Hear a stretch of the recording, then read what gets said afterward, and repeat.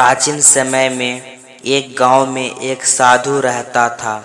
वह दिन रात एक पेड़ के नीचे बैठकर भगवान की भक्ति किया करता था और भगवान पर अटूट विश्वास था। गांव के सभी लोग उसको बहुत सम्मान करते थे। एक दिन बहुत जोर की बारिश हुई और चारों तरफ पानी ही पानी हो गया।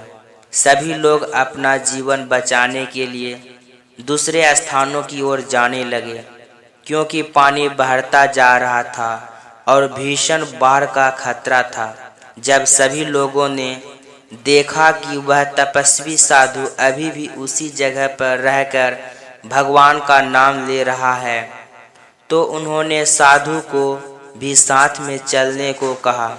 किंतु साधु ने कहा, तुम सभी लोग अपनी जान बचाओ, मुझे तो मेरा भगवान बचाएगा।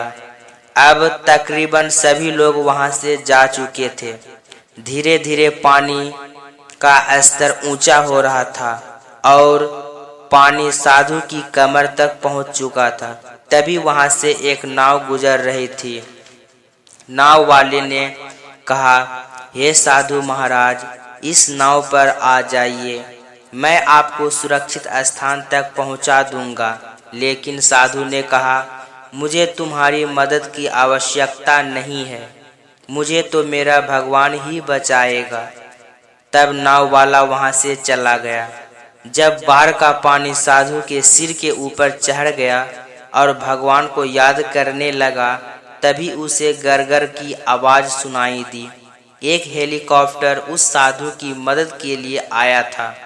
हेलीकॉप्टर से एक रस्सी नीचे डाली गई और साधु को उसे कस के पकड़ने को कहा गया।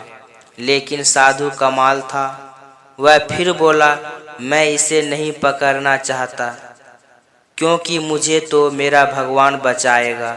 साधु की जिद के आगे बचाव दल भी हार गया और वहां से चला गया। कुछ देर बाद ही बाढ़ का पानी इतना बह गया कि साधु जिस पेड़ पर चढ़ा था वह बहने लगा और साधु मृत्यु को प्राप्त हो गया। जब साधु ऊपर स्वर्ग में पहुंचा और भगवान से उसका सामना हुआ, तो उसने कहा कि हे भगवान, मैंने तो पूरी लगन के साथ आपकी भक्ति की थी। मैं पूरे मन से आपकी आराधना और तपस्या करता था, किंतु जब मैं मर रहा था तो आप मुझे बचाने क्यों नहीं आए?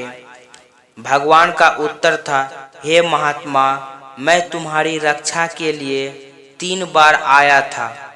पहला गांव वालों के रूप में, दूसरा नाव भी मैंने ही भेजी थी और तीसरा हेलीकॉप्टर के बचाव दल के साथ भी मैं ही आया था। दुख की बात यह है कि तुम मेरे इन अवसरों को पहचान ही नहीं पाए। यदि आप सच्चे मन से प्रार्थना करते हो तो आपको भगवान अवसर प्राप्त करता है, किंतु अवसर का रूप क्या होगा यह कोई नहीं जानता। यह तो हमें ही पहचानना पड़ता है। जब भी किसी मुसीबत में फंस जाओ तो सभी को सहायता के लिए पुकारो। जो भी सहायता करने आए उसकी सहायता स्वीकार करके मुसीबत से आगे निकल जाओ।